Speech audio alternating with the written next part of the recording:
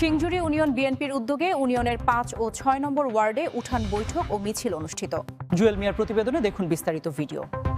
সিংজুরি union বিএনপির উদ্যোগে ইউনিয়নের ৫ ও ৬ নম্বর ওয়ার্ডে উঠান বৈঠক ও মিছিল অনুষ্ঠিত হয়েছে।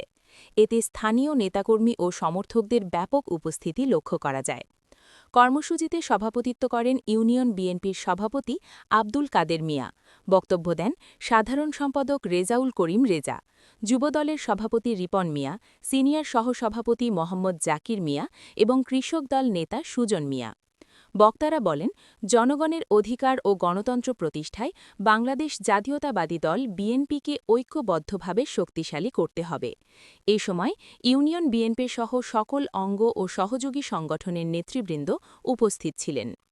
শেষে নেতারা এস.এ. জিন্নাহ কবির ভাইয়ের পক্ষে ভোট প্রার্থনা করেন এবং ধানের শীষ প্রতীকে ভোট দিয়ে তাকে বিজয়ী করার জন্য এলাকাবাসীর প্রতি আহ্বান জানান।